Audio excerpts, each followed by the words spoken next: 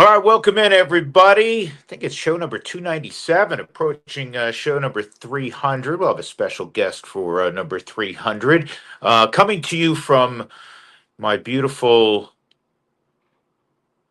hotel room down in Scottsdale. About to walk across the street. It's Friday early afternoon, and watch the Rockies take on the Angels in the waning days of spring training 2025. We'll talk plenty about baseball in a moment. Darryl Scott, longtime pitching coach for the Rockies, will be our guest, and he is excited about the arms that the Rockies have compiled, not only in the rotation, but also some young guys in that bullpen. We'll get to that in a moment. First, love to tell you about our two major sponsors. First, Huntington Bank. They are terrific, and they are located now on many a street corner, perhaps even in your neighborhood, and they're taking care of customers right and left. And I suggest you go and see them if you're in line to hopefully have a new bank out there. They have great product and they have great customer service. That's Huntington Bank, and you can find them at huntingtonbank.com. Steel, you know all about them as well. STIHL, steelusa.com.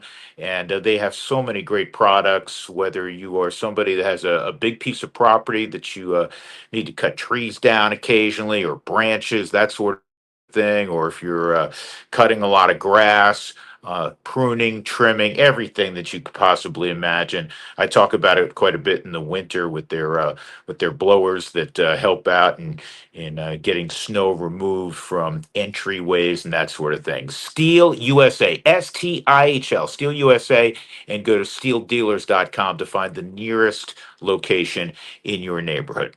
Okay, just got done watching the Colorado State Rams beat Memphis. I almost said Marquette. Memphis 78-70 in the first round of the NCAA tournament. Now, in the first half, they were down by about, was it 5 at halftime? Then early in the second half, right out of the gate, they turned the ball over and they were down by 7. And they were getting dominated inside, getting dominated on the glass. In fact, there were a number of possessions offensively for Memphis where they had 2, 3, sometimes it seemed like 4 opportunities at a basket.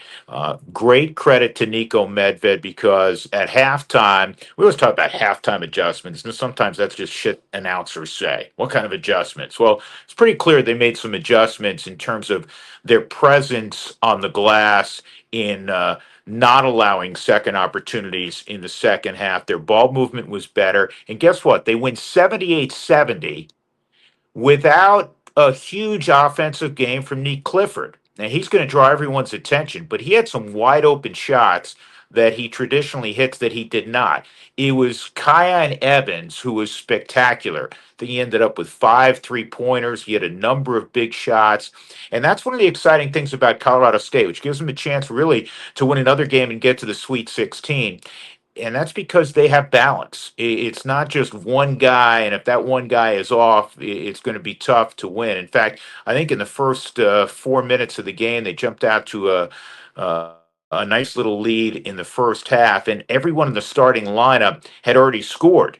So again, that speaks to their balance, and it was a great win for Colorado State behind a terrific second half. And literally, it was a walk-away win. They could have very easily won by double digits, because the last 2 or 3 minutes they just extended their lead, and Memphis was taken out of it. So a huge victory for Colorado State. And next week, hopefully, we'll talk about them being a Sweet 16 team. But again, congratulations to Nico Medved and all the folks in green and gold, especially the folks that like Jenny Kavnar, my old partner who made her way to Seattle to watch the Rams, and it looks like they're going to have to stay a little bit longer, joyfully for them. But good for CSU. Before we get to baseball and spring training, and specifically the Rockies, quick mention on the Colorado Avalanche. Man, are they fun to watch? They're a blast to watch, and I know that it is, all in to win a championship, which you got to respect, especially when you have two future Hall of Famers in McKinnon and McCarr on your roster. You have to do everything when they're in their prime to build around them and give yourselves a chance at multiple cups. and they've done that. Brock Nelson, as we tape today, he got on the scoreboard finally in the last outing as they beat up Ottawa. He had a couple of goals, but even before that, his presence on the ice, screening in front, just the little things he does, big addition, huge addition for the Avalanche. Charlie Coyle, the same way. These are guys that you talk about in the playoffs, veteran guys, physical guys, big guys that help you win games. Lindgren, big pickup. I mean, it's not always about the flashy, as we know in Stanley Cup playoff hockey. It's about the little things. It's a deflected goal here or there. It's giving up your body, as Lindgren does, one of the best in the NHL among defensemen and blocking shots. So the Avalanche are really playing well, and the goaltending going way back to the start of the season, when the when the Avalanche flipped out two goaltenders. We've never seen that before in the space of 10 days, and their goaltending has been elevated immensely with the Wood boys, if you will. So they've been fun to watch, and hopefully they can keep it rolling and make it a very long and prosperous run through June, not just into June, but through June. Now on to baseball and the Rockies as spring training winds down. Again, it's Friday as we tape, about to run across the street and see the Rockies behind Antonio Senzatella take on the Angels. Just a few more days down here. The Rockies will play one game down in Fort Myers against the Minnesota Twins, and then they'll go up the West Coast to Tampa and begin their season a week from today against the Rays in an 11,000 seat spring training slash AAA facility. That, of course, of the Yankees with the damage done during the hurricane to the Trop. But play more on that next week. Where do the Rockies stand, and what kind of spring has it been? I think it's been a very solid spring. I think they've pitched better, and we're going to get into that, as I mentioned, with Darryl Scott.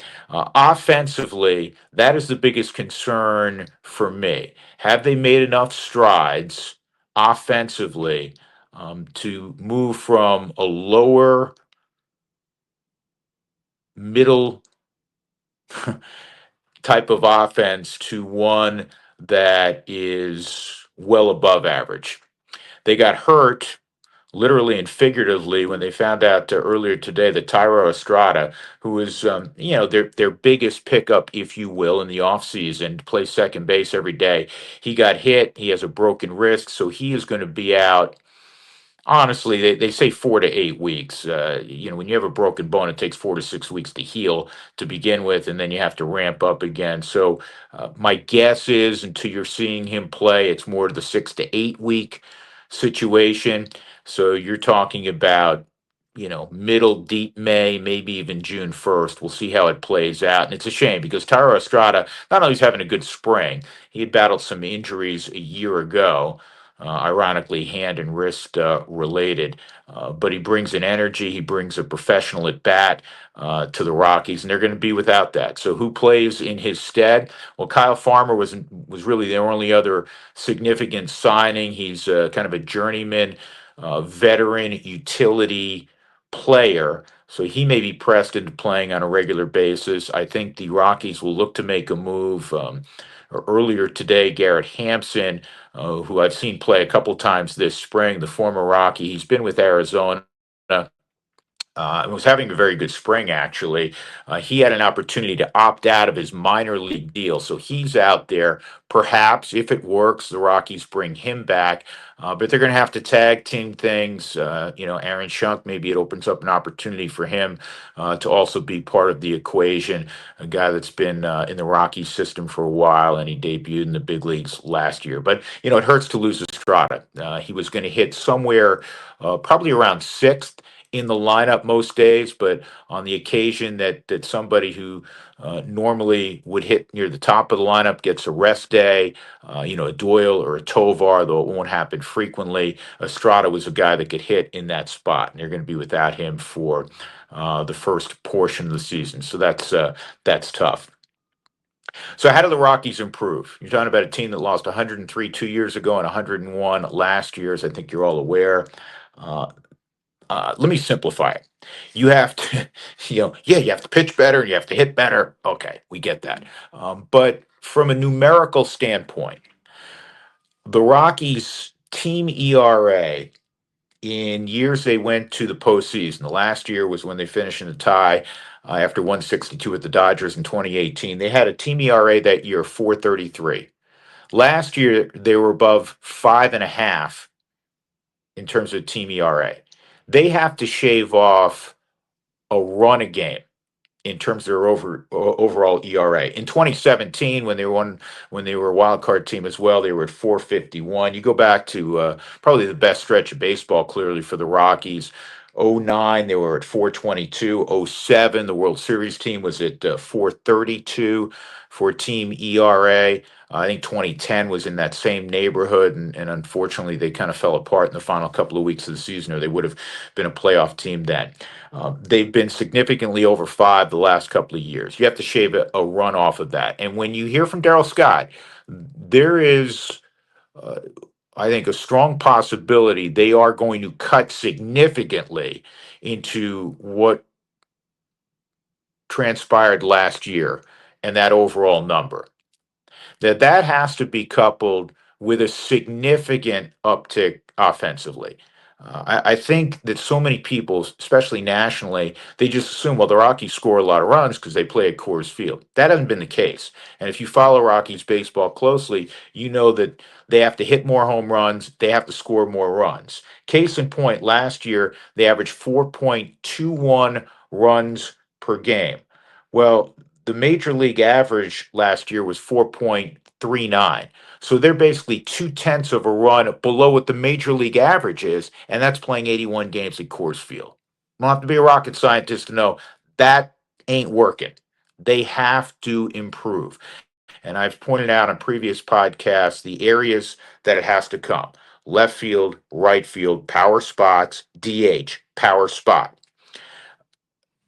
So now we talk about the individuals that at least initially figure to occupy those positions. Nolan Jones is going to be given a shot in left field to try to replicate, maybe improve upon what he did 2 years ago. Last year was really a lost year. There were injuries, and he didn't perform well, and he'd be the first to say that. It's been just a marginal, to be fair, spring training for what that's worth for Nolan Jones. I watched him yesterday on a backfield AAA and AA minor league game. He he took 12 at bats. Which sometimes when you hear guys go to the minor leagues to get extra at bats, as Chris Bryant did yesterday, they'll take 6 to 8. Bryant took 8. Throughout a double and I think another base hit. Jones had a few hits among his 12 plate appearances. They need pop.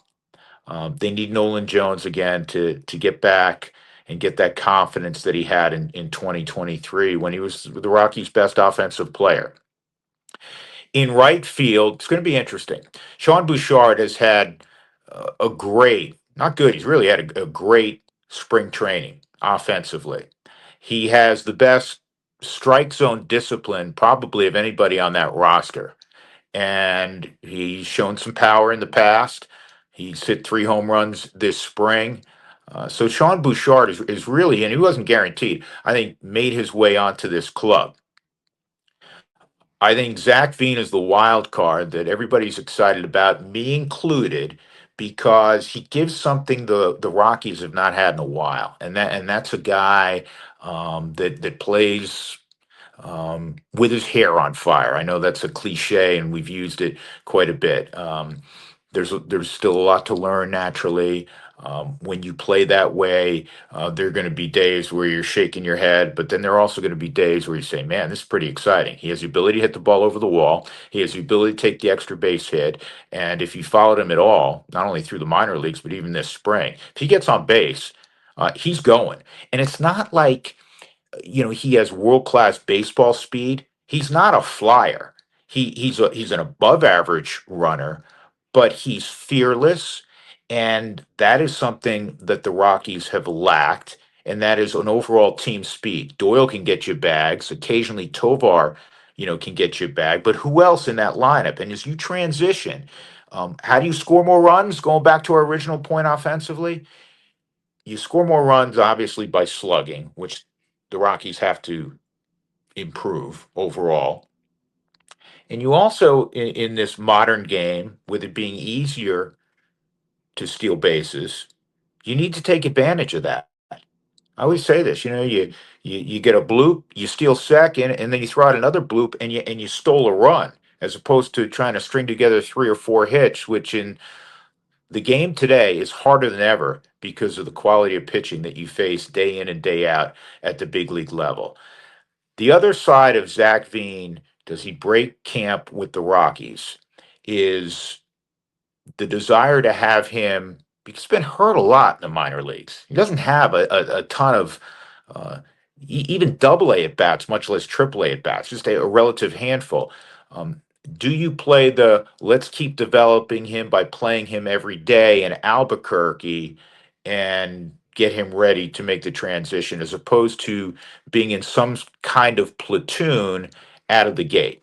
I don't think there's any question that Zach Veen will be in the big leagues this year. The question is, and we'll find out in the next few days, is whether he breaks camp with the Rockies. If he doesn't, I think there's a strong possibility you're going to see a guy like Nick Martini, veteran guy. Jake Cave was that guy a year ago that, makes the team because he's going to give you a quality at bat. He can give you positional versatility. He can play the outfield. He can play first base. So I know Buddy always likes that kind of guy. Most managers do. A veteran guy coming off the bench who can spot start, and you're comfortable with what you're going to get. You kind of know what you're going to get because he's been around the block. So that that in a nutshell is what's got to happen offensively. Other guys, Jordan Beck started slowly, started to come on. He's hit the ball harder the last few days. I think you got to roll with Jordan Beck. He's got tremendous upside, like Veen. And for the Rockies to take a step forward, a large step forward, hopefully, you're going to need the emergence of a couple of these young guys. And let me tell you about one young guy who you saw quite a bit of last year that I kiddingly like to claim as a member of my family. He is not officially, but Hunter Goodman, right there with Sean Bouchard, has been the Rockies' best offensive player this spring. That's not to dismiss what Tovar and Doyle have done. They've been very, very solid. But Hunter Goodman has hit somewhere in the neighborhood of like 450, hit his first home run last night up in Surprise. He is a guy that has always hit. That's been his calling card, going back to when he was at Memphis. To mention Memphis, not only in basketball but in college baseball as well. Um, in the last couple of years, the Rockies have had him bouncing around defensively. Yeah, he's caught some, but he was playing the outfield a little bit. He was playing first base, trying to find different spots to get his bat in the lineup. He is now singularly a catcher. And he has a comfort level there because, you go back to his youth days, that's where he played. And so now defensively, all he's focusing on is what he's doing behind the plate. And offensively, it's always been in there. I think the Rockies could have a 20 homer catcher, and they're going to have a nice tandem because Jacob Stallings quietly has had another big spring training offensively after probably his best overall year offensively a year ago. And he gives that pitching staff a calming effect because he's been around the block several times. So it's gonna be a good tandem, but don't sleep on Hunter Goodman. He's had a big spring, and I think he will build on that throughout the year. So he's somebody that can help the Rockies score more runs as this 2025 season unfolds. So we'll see. There's going to be a lot to talk about in the early days, but there's a lot of confidence over there. There's a lot of optimism, legitimately.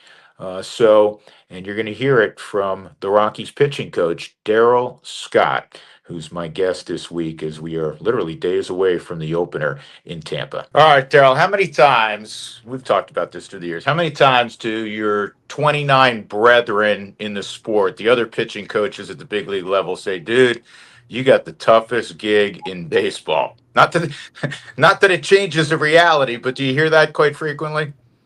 I do get some comments. Guys come into town and they'll ask me, like, man, how do you do it? And especially with all the new technology, the new metrics, they're not used to seeing the numbers that they're seeing, when they come into Denver. So I'll get some questions about that stuff, but yeah, some of them are glad that they're not here. I'm sure you hear that, more than you'll allow. Um, Let me ask you this: each year you've done this, and you've been at your craft for a long time. Do you obviously learn more, but in the off season, is your gears always going, saying, I got a new idea that I think will help us incrementally when we transition from home to sea level, or vice Yeah, versa?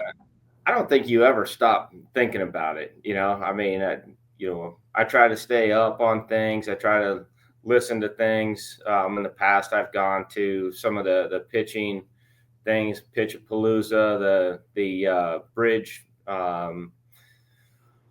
seminar at Wake Forest. So you're constantly trying to stay up on what's happening, and really you're just trying to stay up with what's going on in the industry, because as players come in, they're coming in with a little different idea than players were 10 years ago. Guys are coming in from colleges have the pitching lab, so they come in a little bit more educated. So you have to be able to just speak the language of what's going on in today's game. Do you feel that there's one pitch per se that, because your guys are going to work half their games at altitude, that is a must? For instance, I'll give maybe a loose analogy. So a few years ago, where it seemed like Houston, every guy they got, they were really promoting four seam fastball, four seam fastball. Is there a pitch that you feel, man, you got to have this in your arsenal to pitch at Colorado? Yeah, I don't think there is a pitch. I mean, if you look at who we have, like, we have a lot of different arsenals. So, you've had sinker balls be successful here. You've had some four seam guys be successful here. You've had curveball guys being successful here. And I know that one of the theories for a long time was you can't throw your curveball at Coors Field. I heard that, early on, but Austin Gomber throws his curveball great in Coors Field. Freeland uses his curveball really well in Coors Field. I think it's important. I just think that how pitches play, how it works within your arsenal. Um, I don't think there's a pitch that's off limits, and I don't think there's a mandatory pitch. I think a changeup plays anywhere. Like if we had a whole bunch of changeup guys, I'd be great. Just because I don't think it's affected in the same way that a lot of other pitches are. Seeing the sliders, different types of sliders be effective. Guys with a little bit more horizontal, guys with a little bit more gyro. I just think it depends on the arsenal and making sure pitches fit within the arsenal. Darryl, what's more difficult for your guys? Is it going from, a road trip of 7 or 10 days and then returning to Coors Field, or is it the other way around? I think it's tough, like long home stands for us. The recovery in Coors Field is a little bit different. When you have a long homestand, and then we seem to go on have a long homestand and then go right to San Francisco or someplace that's really at sea level with high humidity. And the ball does move drastically different. So if you think about throwing the same pitch for 10 days and it's a strike, and then all of a sudden you switch cities, and 12 hours later you're pitching in San Francisco, and all of a sudden the ball's moving 4 to 6 inches more. You have to be able to make those adjustments, and it's something that nobody else really has to deal with other than us. And I think it's a challenge that's accepted well by our guys.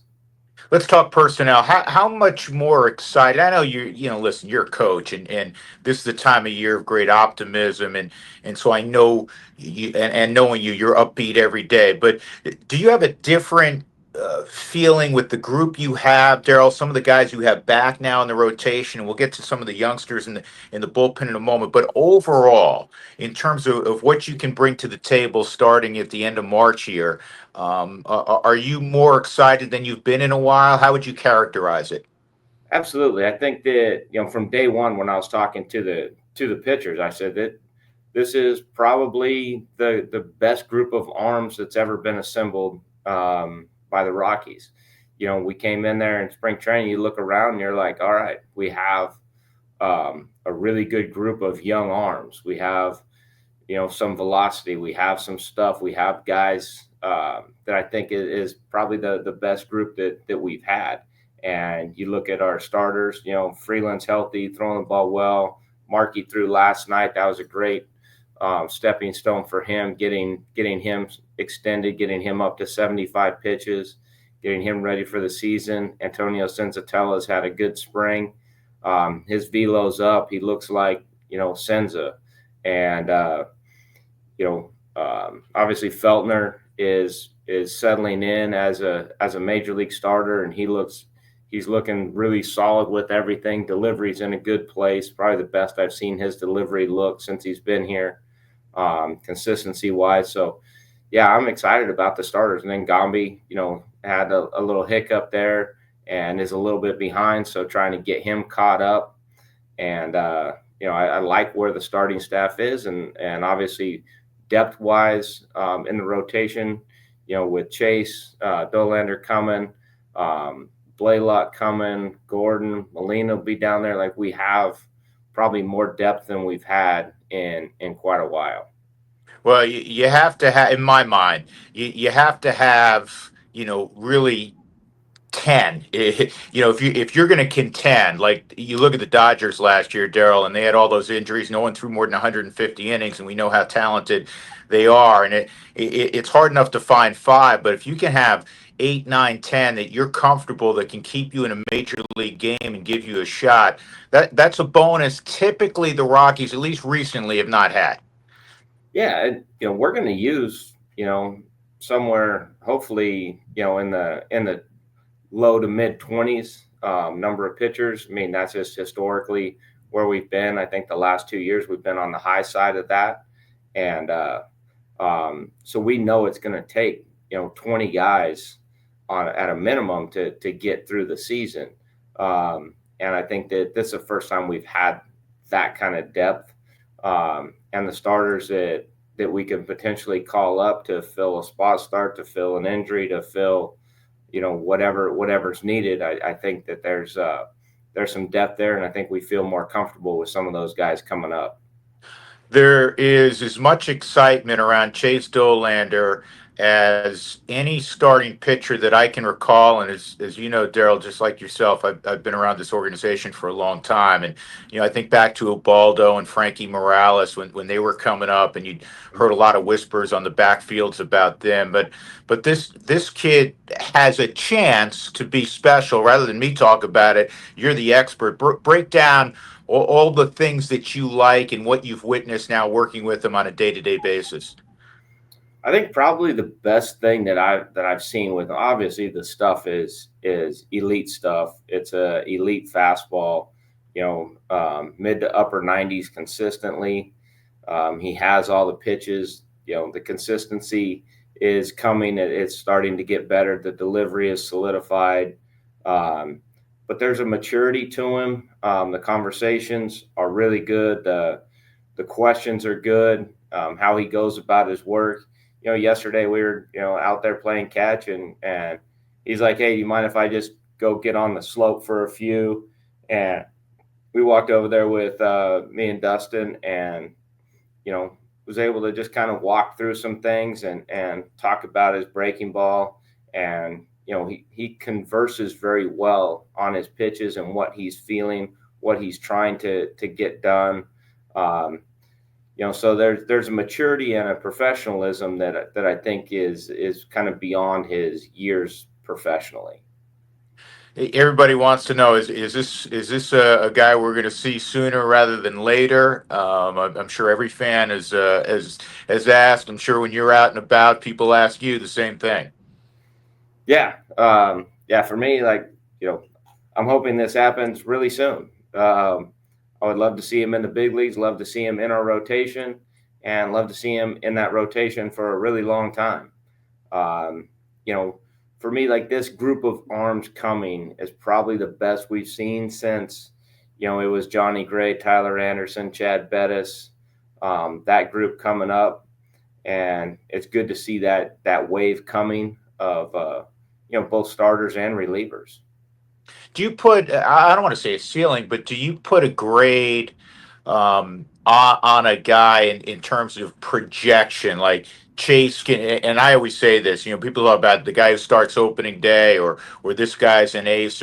Darryl, as you know, there's really only a handful of those guys that are true number ones. But, if things fall right for him and the makeup is certainly there with Dolander, where can he fall? I mean, can he be an upper echelon guy? I try to stay out of the scouting realm.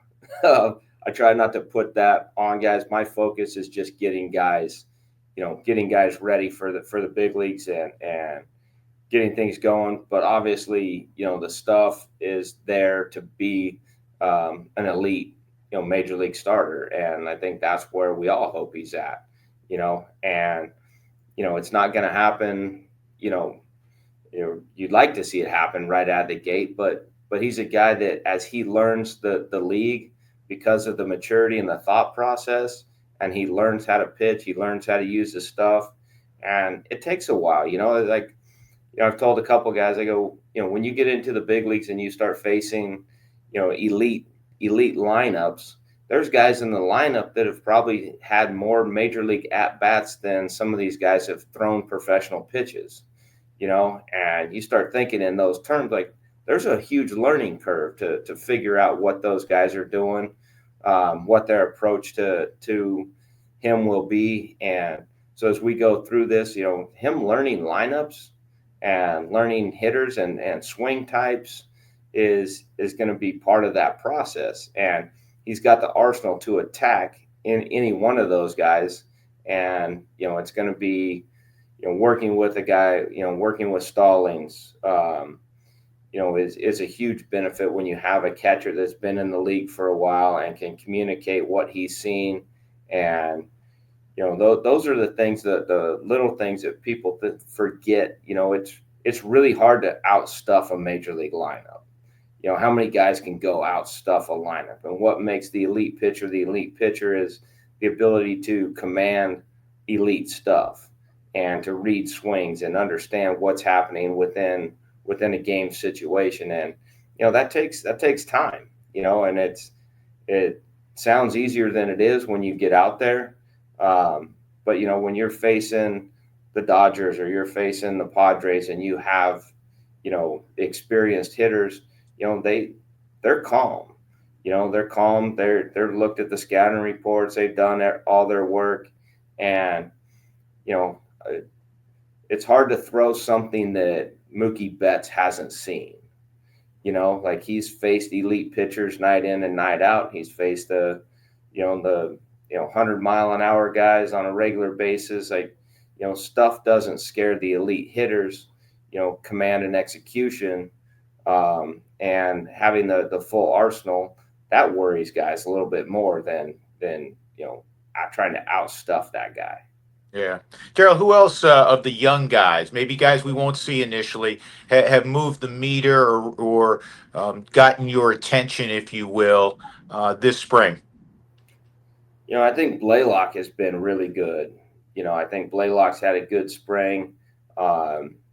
We've kind of used him as a starter early in camp. Then we've kind of moved him, transitioned him a little bit toward that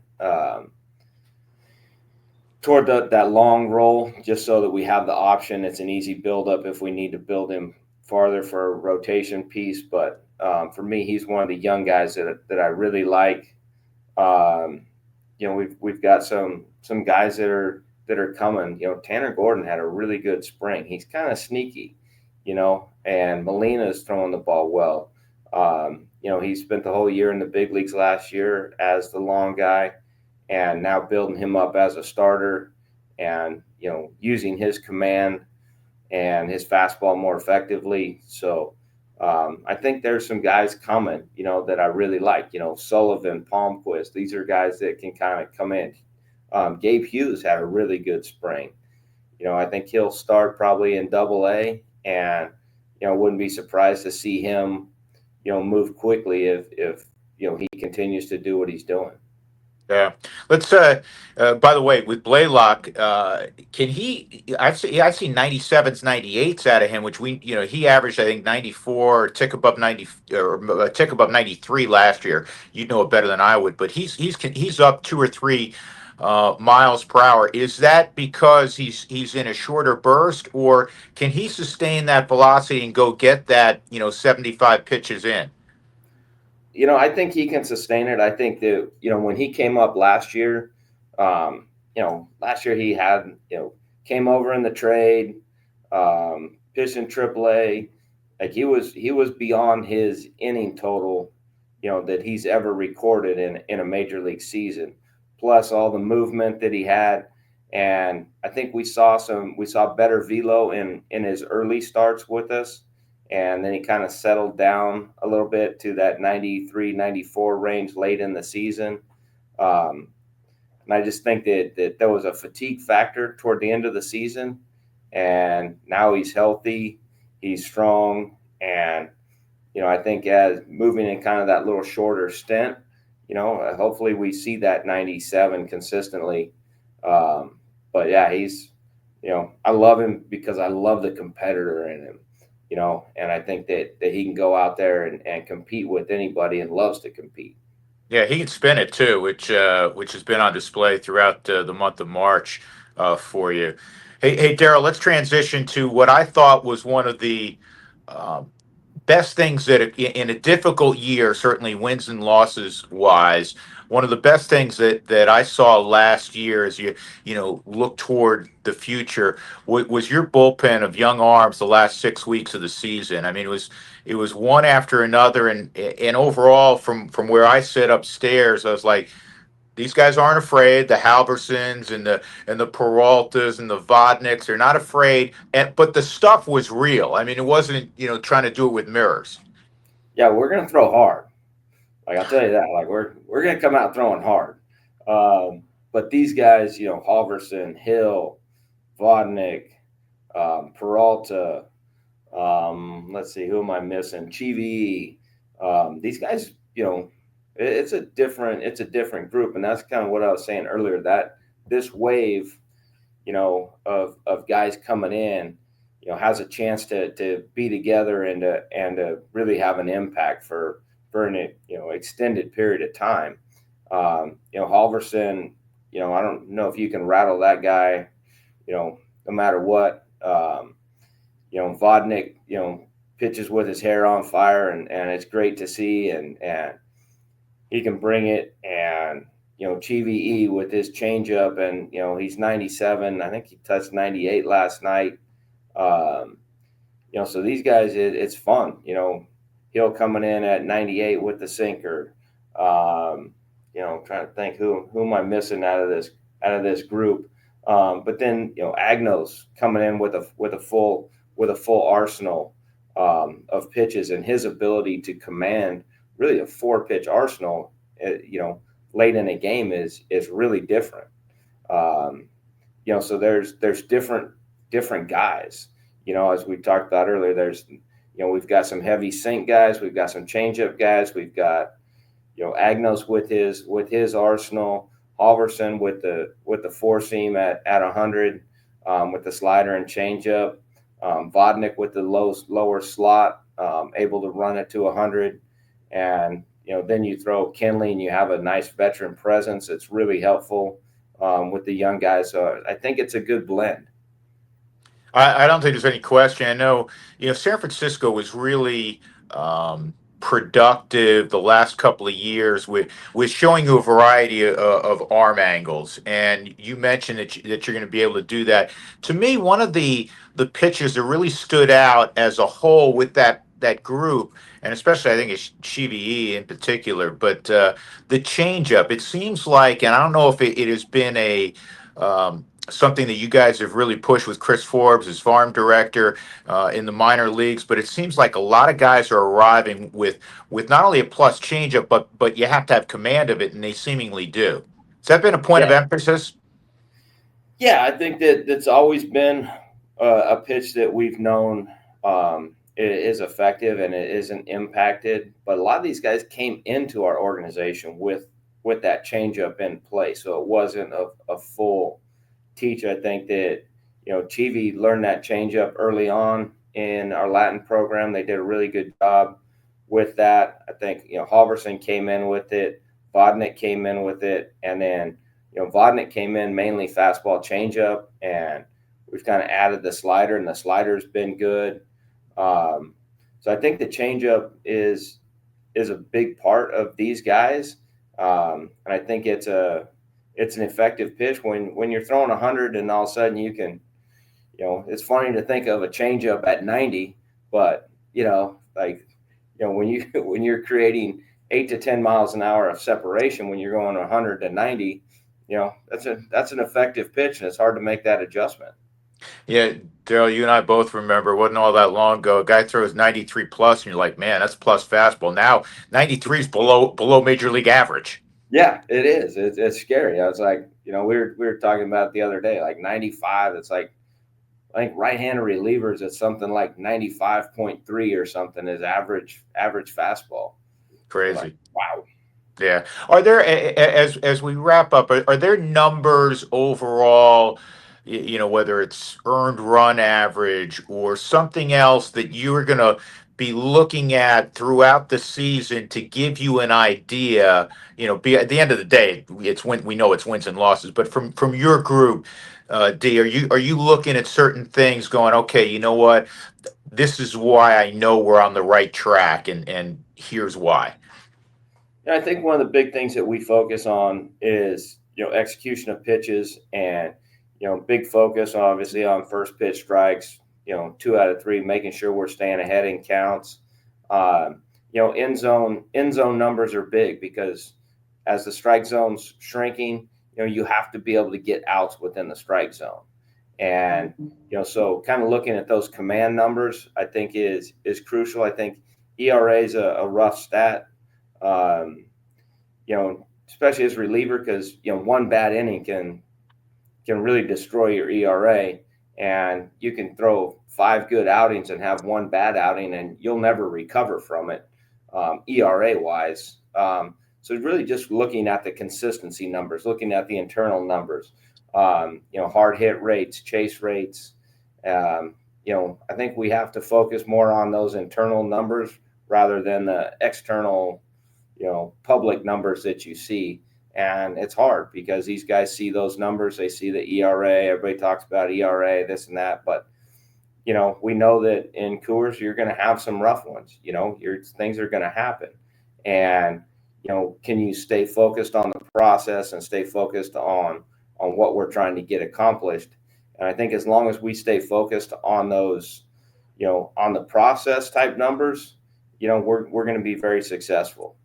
Good deal. Hey, overall, Darryl, as we really are on the eve of the start of the season, how excited are you? You know what? I'm excited. Like probably more so than I have in past years, just because I feel like we're able to come at teams a little bit more aggressively. We're able to go out there and say, "Hey, man, here we go. This is what we got. We're going." We're not really trying to. It's not a trick them. Hey, man, let's. We don't have to be as fine. And I think our starters are mature and they're in a good spot. And now, with a bullpen behind them, I think we have a chance to keep us in games and allow our offense to go win some games for us.